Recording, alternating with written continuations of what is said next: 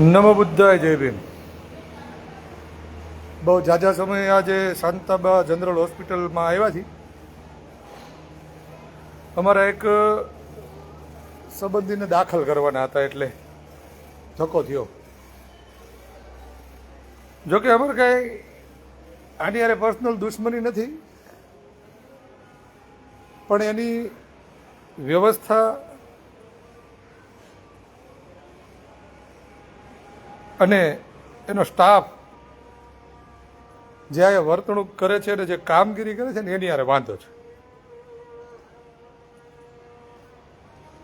હમણાં થોડા દિવસ પહેલા રાત્રે મારા કાકાના દીકરાને એક્સિડન્ટ થયું એટલે હોસ્પિટલમાં લઈને આવેલા.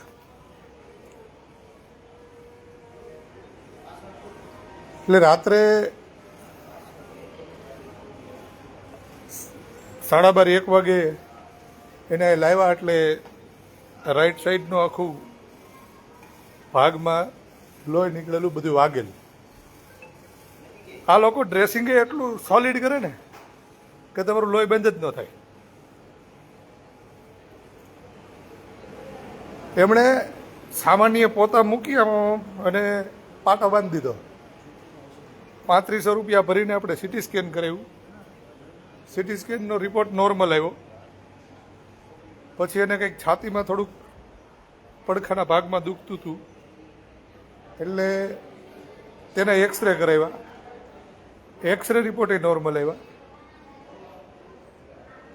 અને પછી અમે એવું નક્કી કર્યું કે હવે આને અહીંયા રાખીએ, કે લઈ નથી જવા. ઓક્સિજન લેવલ શરૂઆતમાં થોડુંક ઓછું થઈ ગયું, પણ પછી બધું રેગ્યુલર હતું, વ્યવસ્થિત ભાનમાં હતો, બધું બોલતો ચાલતો હતો. પણ અમારે એની એક ડૉક્ટર હતા ટ્રોમા સેન્ટરમાં, બેન એટલા કહેવા. એ બેનનું કહેવાનું એવું હતું કે અડધો બેભાન છે. એણે એના ખીચામાંથી બોલપેન કાઢીને બોલપેનની આમ અણીવી 2-3 જગ્યાએ ભરાવી. એટલે મારી ભાઈ જવાબ ન દીધો એટલે કે અડધો બેભાન છે. પછી મેં કીધું તો આગી રે. એને બોલાવ્યો, ભાઈ પ્રતિક, તો કે હા ભાઈ શું થાય છે? ના ના કાંઈ અત્યારે કાંઈ નહીં. બધું લે આ અડધો બેભાન.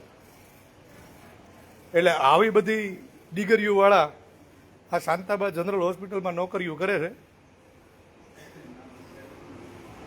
પછી મેં એને કીધું કે તમારે એને ઓબ્ઝર્વેશનમાં રાખવાની વાત કરતા હતા, તો તમને શું લાગે છે રાખવો જોઈએ કેમ?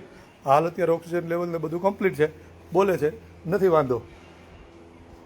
તો એણે મને એવી સલાહ આપી કે અત્યારે સિટી સ્કેનમાં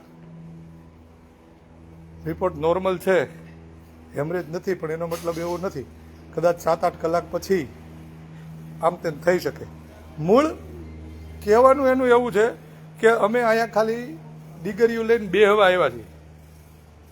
અમે અહીંયા પગાર લઈ, એકાબીજા ખીખિયાટા કરી અને મજા કરી. અમારે બીજું કાંઈ કામ હોતું નથી. ગમે એવું પેશન્ટ આવે, સામાન્ય જેવી તેવી સારવાર કરી અને એને રિફર કરવાની વાત. એટલે મને એવું કીધું, એટલે મેં ચોખ્ખું એને કીધું કે ભાઈ મને તમારી લોકો માથે જરાય ભરોસો નથી.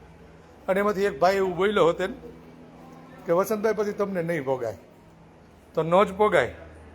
અને મેં જવાબ એ આપ્યો હતો કે જો હું બીજા કોઈના માટે થઈ અને સિવિલને ખંભે લઈ લેતો તો આ મારો ભાઈ સાહેબ તમને મારી પડે. અને ત્યારબાદ અમે શાંતાબા જનરલ હોસ્પિટલેથી એમ્બ્યુલન્સ મારફતે ભાવનગર ગયા.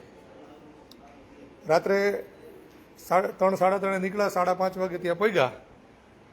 ત્યાં ભાઈને ટ્રોમામાં લઈ એ લોકોએ બહુ વ્યવસ્થિત બ્લડની સાફ સફાઈ કરી, ઘાવ ચોખ્ખા કરી, 2% નેણ ઉપર, 2-3% આંખ નીચે અને 2% હોઠ ઉપર લીધા. રિપોર્ટ જોયા અને ઘરે મોકલી દીધા.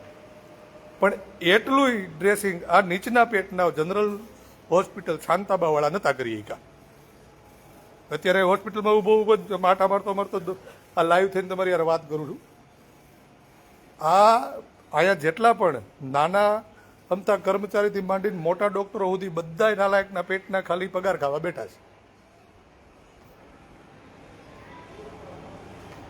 ડિગ્રીઓ બધી એવી, અને હવે તો એક નવી સિસ્ટમો ચાલુ થઈ છે.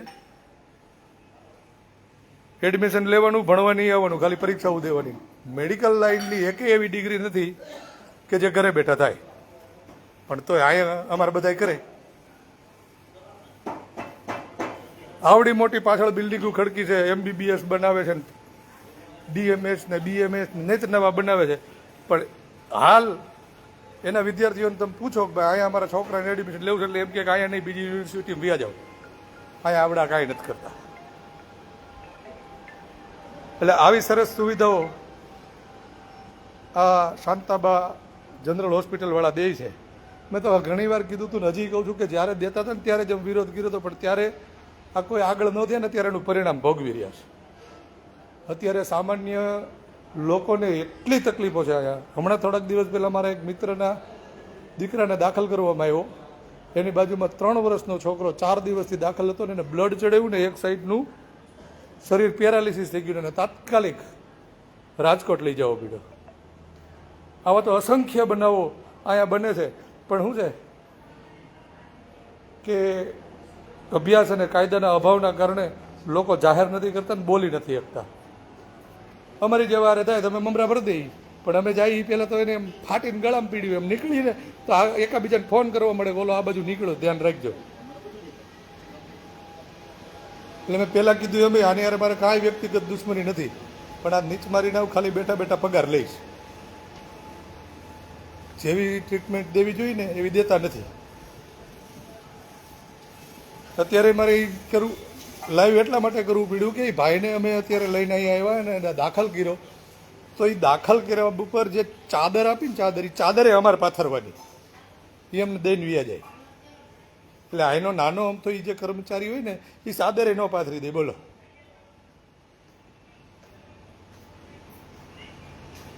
તકલીફ ને આ છે કે તમે જે તમારા કામનો પગાર લ્યો છો એ કામ તો તમે ભૂતનાવ કરતા નથી, તો તમને હું જખ મરાવા રાખ્યા છે.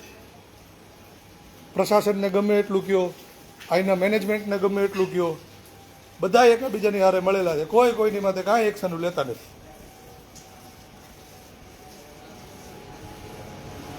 આપ લાઈવની હારે મારો નંબર પાછો નાખું છું. હવે પછી આ શાંતાબા જનરલ હોસ્પિટલની અંદર કોઈ પણ વ્યક્તિને કોઈ પણ પ્રકારની કાંઈ પણ તકલીફ થાય મને ફોન કરજો, હું આવી. હવે આને રોજ સોશિયલ મીડિયામાં ચડાવવાના છે, કેમ કે જ્યાં સુધી આ નહીં કરીએ ને ત્યાં સુધી આનું મેનેજમેન્ટ નહીં સુધરે, આની કામ કરવાની પદ્ધતિ નહીં સુધરે, અને આ બધા ખોટી જે ડિગ્રીઓ લઈને બેસી ગયા છે ખાલી પૈસા લેવા હતું, આ એકેય નહીં સુધરે. એટલે હવે પછી કોઈને પણ પ્રોબ્લેમો થાય ને તો આમાં મારો નંબર નાખું છું અને કહી દઉં 8160384544. મને ફોન કરજો, હું આવી પછી જોઈશી કેવી મજા આવે તમે.